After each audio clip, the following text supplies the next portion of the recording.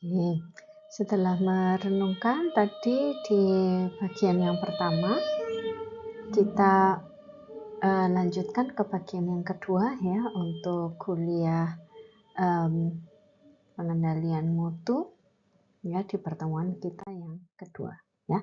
Jadi ada topik yang pertama tadi kita sudah bahas sistem produksi di industri pangan, kemudian kita memasuki sekarang di bagian yang kedua, yaitu apa sih hubungan antara mutu, proses, dan kontrol ya atau pengendalian. Oke. Nah, kalau tadi kita sudah mungkin di awal pertemuan, ayo kembali diingat mutu itu apa ya. Jadi mutu itu menekankan pada konsistensi, reliability atau dia kemampuan suatu produk ya untuk memenuhi persyaratan dari pelanggan tentunya ya. Kemudian ada reliability atau kemampuannya untuk memenuhi persyaratan dari pelanggan. Oke. Kemudian di situ ada kontrol ya atau pengendalian. Nah, ketika kita mengatakan ada pengendalian, maka berarti di situ kita harus tahu ada parameter atau ada ukuran ya, ada hal-hal yang diukur ya. Diukurnya seperti apa? Ya, tadi misalnya kita kembali ke proses pembuatan keripik singkong. Kalau di produk akhirnya yang diukur kira-kira apa? Mungkin kerenyahannya, ya, mungkin ketebalan keripiknya, warnanya, ya, rasa, ya, bisa dari segi intensitas atau kesukaan konsumen. Ya, ini adalah pengukuran. Nah, pengukuran tadi di dalam bidang pengendalian tentunya akan kita bandingkan. Bandingkan dengan apa? Bandingkan dengan standar, ya, dengan desain yang diharapkan atau dengan standarnya. Kemudian kalau itu sudah sesuai, oke, kita bisa teruskan prosesnya, tetapi jika ada ketidaksesuaian maka harus dilakukan koreksi atau perbaikan ya supaya ya tadi kembali memenuhi standarnya. Oke. Nah, mungkin kita akan lebih fokus ke bagian yang tengah, yaitu prosesnya. Proses itu apa sih gitu ya. Jadi kalau di sini saya list ada 3 kata kunci, ada transformasi, ada prosedur, dan ada action atau ada tindakan. Oke, kita lihat dulu seperti apa sih proses itu ya. Sebelum kita ke proses tentunya kita harus kembali mendefinisikan lagi dulu mutu ya. Mutunya itu apa?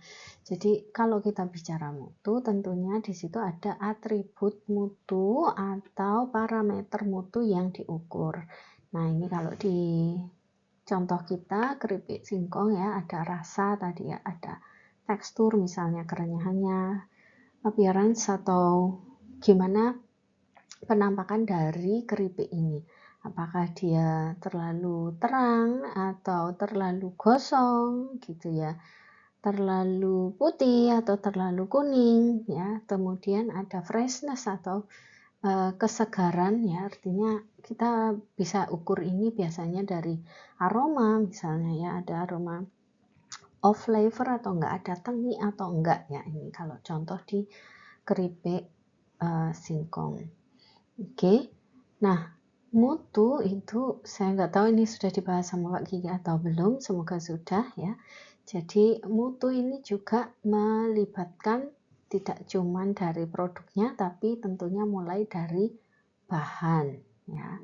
Jadi bagaimana kalau kita mau menghasilkan keripik yang renyah, maka bahannya harus seperti apa, itu harus didefinisikan di awal ya. Kemudian prosesnya seperti apa? Tadi kalau mungkin di proses yang detail tadi Anda lihat ya, ada proses perendaman misalnya, mungkin tidak terlalu kelihatan signifikan atau berhubungan, tapi itu dalam skala yang sangat besar bisa saja menentukan kerenyahan dari produknya misalnya. Oke, kemudian ada metode ya atau cara-cara kalau rendamnya itu seperti apa gitu ya. Ini lebih detail daripada proses. Kemudian yang terakhir adalah pelanggan ya atau customer ya. Jadi pelanggannya siapa ya. Kalau kita menginginkan pelanggannya kelas menengah ke atas, mungkin akan berbeda dengan yang kelas ekonomi menengah ke bawah. Atau mungkin kalau kita mentargetkan keripik singkong ini untuk manula misalnya gitu ya, atau untuk sekarang itu kalau di Eropa misalnya itu ada banyak sekali kelompok yang diet vegan atau vegetarian ya. Jadi kemudian ada juga gluten free gitu ya, yang dietnya itu gluten free. Jadi mungkin ini bisa ditujukan pada kelompok-kelompok semacam itu gitu ya. Jadi kita harus lihat kembali siapa konsumen atau pelanggan yang dituju. Oke, nah itu dari segi mutu. Lalu kita akan lihat apa sih proses itu ya.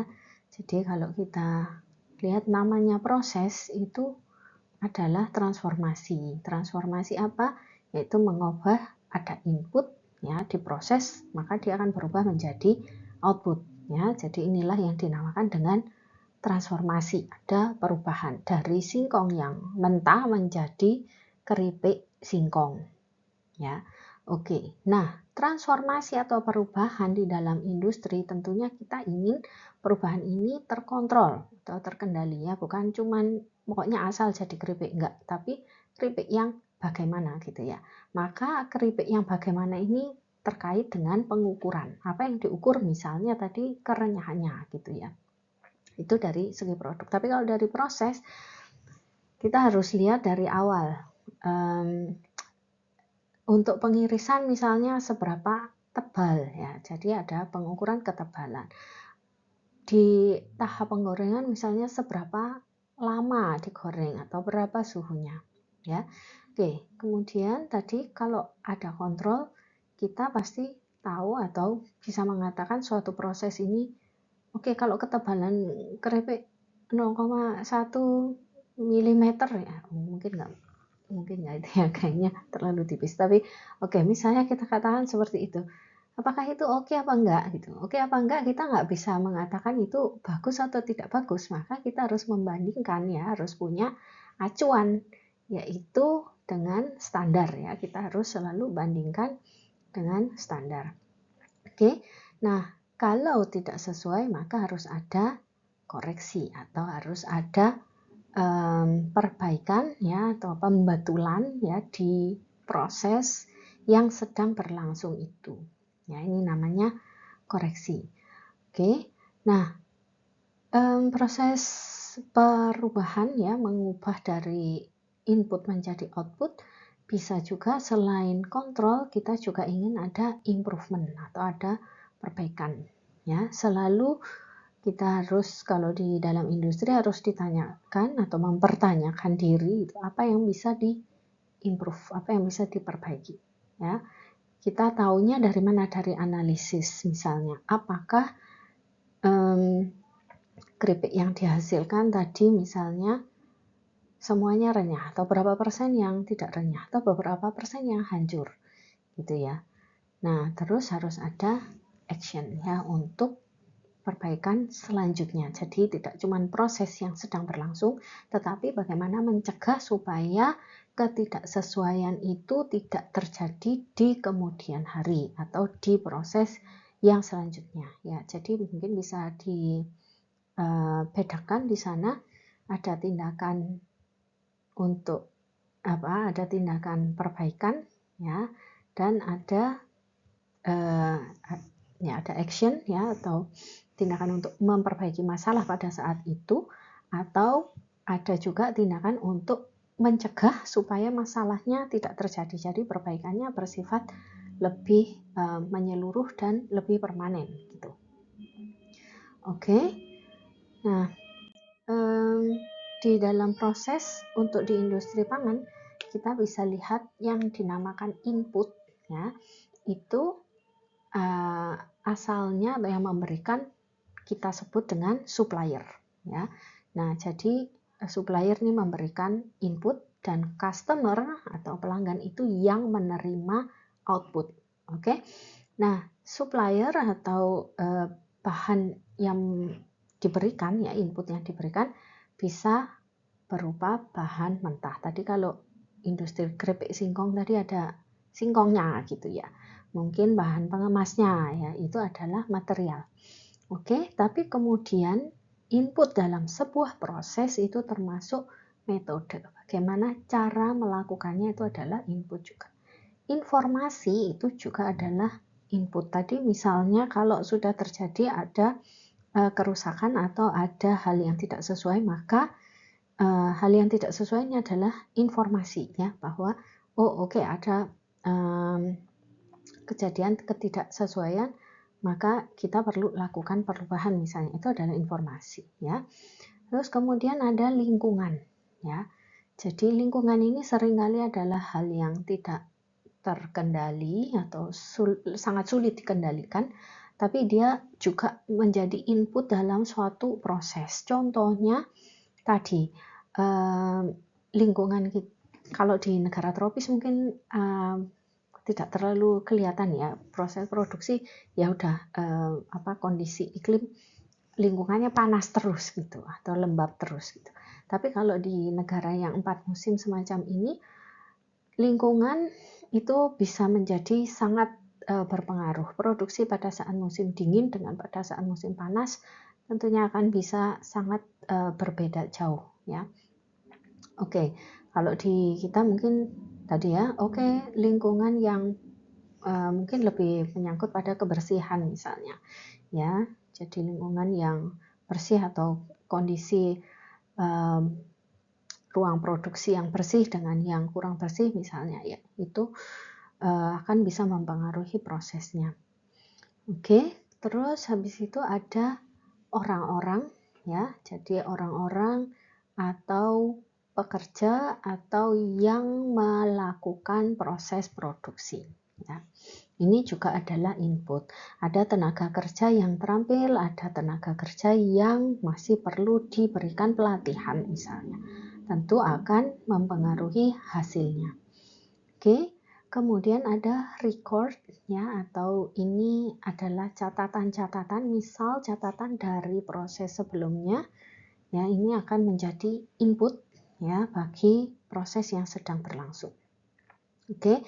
Kemudian ada peralatan ya, jadi yang digunakan dalam proses. Misalnya tadi merajang atau melakukan pengirisan singkong ya. Ngiris singkong kalau alatnya manual pakai pisau dengan tenaga kerja manusia ya, tentunya akan berbeda kalau misalnya mengiris singkong dengan menggunakan mesin perajang ya, yang ya tadi kecepatannya mungkin lebih tinggi, hasilnya juga keseragamannya lebih rata seperti itu ya. Jadi ini adalah input dalam suatu proses.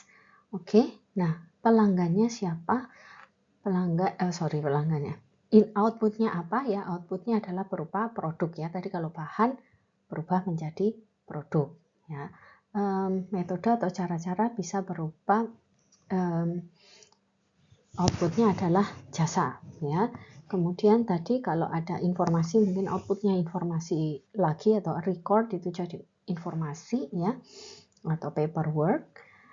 Oke, jadi ini adalah apa yang kita bisa temui di dalam suatu proses. Nah, masukan dari output ini kita sebut namanya voice of customer ya. Jadi persyaratan dari customer ya, persyaratan dari apa yang dibutuhkan di hasil luaran dari suatu proses. Oke, nah sedangkan proses ya ini juga bisa memberikan input atau menentukan ya, mendefinisikan bahan apa yang dibutuhkan. Maka ini disebut sebagai voice of process ya, atau nanti mungkin setelah UTS Anda akan masuk ke pembahasan statistical process control ya. Jadi ini yang diukur atau yang dijadikan bahan untuk evaluasi adalah prosesnya ya, atau kondisi-kondisi proses. Baik. Ya. Nah, kalau kita sudah tahu oke, seperti itu namanya proses ya, ada mutu tadi. Sekarang kontrol itu apa sih gitu ya. Nah, jadi kontrol itu adalah yang pertama kita tanyakan adalah are we doing the job correctly? Apakah kita lakukan pekerjaan ini dengan benar ya? Kalau pekerjaannya benar ya, maka kita bisa lakukan ini, kita bisa katakan ini namanya terkendali ya. Oke, nah kemudian kalau terkendali atau tidak maka harus ada buktinya ya, ada monitor the process ya, in control. Nah, caranya membuktikan ada dua metode, ada deteksi dan ada prevention ya. Deteksi itu kalau sudah terjadi gitu ya, sudah terjadi ada recordnya, maka kita mendeteksi ada kesalahan atau tidak. Sedangkan prevention itu sebelum proses itu dijalankan kita harus sudah tahu risikonya, maka ini masuk di ranah prevention ya. Tadi contohnya, kalau ngupas singkong itu pekerjanya harus pakai sarung tangan untuk mencegah kontaminasi, berarti ini adalah tindakan prevention ya. Oke. Yang jelas kontrol ini membantu dalam proses transformasi. Tadi kan kita mengubah dari input menjadi output. Maka kalau semuanya terkendali ya sesuai dengan cara yang diinginkan ya, atau kita berarti lakukan dengan benar, maka transformasi ini akan kita katakan terkendali ya. Oke. Nah, dalam pengendalian dalam industri pangan, proses pengendalian ini adalah termasuk tanggung jawab dari manajemen. Ya, artinya apa? Artinya kalau misal karyawannya berbuat salah, tadi misalnya, kok singkongnya yang dikupas masih kotor ya. Jadi nggak bisa manajer itu lepas tangan begitu saja, tapi dia harus memastikan bahwa pekerja semua sudah diberikan pelatihan gimana caranya mengupas singkong atau menangani singkong ya, bahwa memastikan misalnya semua singkong yang masuk itu dicuci dulu sebelum dikupas, nanti habis dikupas dicuci lagi gitu sebelum masuk di peracahan misalnya. Oke. Nah, yang memastikan bahwa semua pekerja atau proses ini berjalan dengan baik, memastikan bahwa memang di perusahaan ini kita mampu melakukan proses yang sudah ditentukan, ini adalah tanggung jawab dari manajemen ya. Manajemen itu bukan cuma manajernya aja ya, tapi mulai dari siapapun yang melakukan pengawasan terhadap suatu pekerjaan itu gitu ya. Jadi sampai ke atas, sampai ke presiden, sampai mungkin owner ya kalau industri kecil, tapi kalau industri besar mungkin sampai CEO semacam itu. Gitu ya. Jadi ini adalah kontrol itu tanggung jawab dari manajemen ya. Tapi tadi manajemen itu bukan satu orang ya, tapi semua yang terlibat di dalam proses ini. Oke.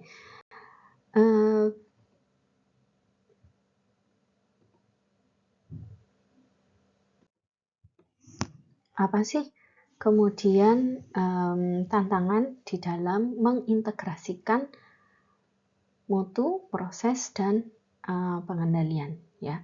Kalau kita namanya bisa terintegrasi, berarti kita memastikan bahwa pekerjaan itu dilakukan dengan benar. Tapi sebelumnya kita juga perlu menanyakan, bisakah kita melakukan pekerjaan ini dengan benar? Artinya tadi kita mau bikin keripik singkong dengan ketebalan 0,1 mili, mungkin nggak gitu? Kalau nggak mungkin, buat yang mungkin. Misalnya, mesin peracang kita itu memotongnya itu ketebalannya itu 1 mili, bukan 0,1 mili ya. So, kalau kita set dia di 0,1 berarti kita kan nggak capable atau tidak bisa melakukan pekerjaan ini dengan benar ya. Supaya benar gimana gitu ya. Ya, jadi apa proses ini yang bisa kita kendalikan. Oke. Kemudian are we doing the job correctly? Ini adalah pada saat melakukan atau pada saat prosesnya. Kemudian have we done the job correctly? Ya. Oke, jadi ini namanya adalah quality assurance ya, memastikan bahwa kita lakukan itu dengan yang benar. Oke, dan yang terakhir, could we do the job better? Ya, ini namanya improvement atau perbaikan. Jadi di masa depan apa bisa dilakukan lebih baik lagi. Nah, yuk kita kembali ke proses contoh kita ya, yaitu tadi membuat keripik singkong ya. Oke, jadi silakan nanti direnungkan atau dibuat list ya. Kira-kira di dalam proses ini apa yang harus didefinisikan atau apa yang harus kita tentukan lebih dahulu supaya memperoleh produk dengan mutu yang baik ya. Kemudian dari items yang sudah didefinisikan itu ya Anda tentukan ya mau apanya dulu nih yang harus ditentukan supaya tadi kita tahu bahwa produk kita itu memenuhi standar. Oke. Dan yang berikutnya apa aja parameter prosesnya, ini studi kasus ya, apa aja parameter proses untuk didefinisikan, kemudian yang perlu diukur dan bagaimana cara mengendalikannya. Oke, ini PR untuk Anda semua ya, silakan dipikirkan di setiap tahapan proses ya, apa yang perlu didefinisikan, diukur dan dikendalikan. Oke.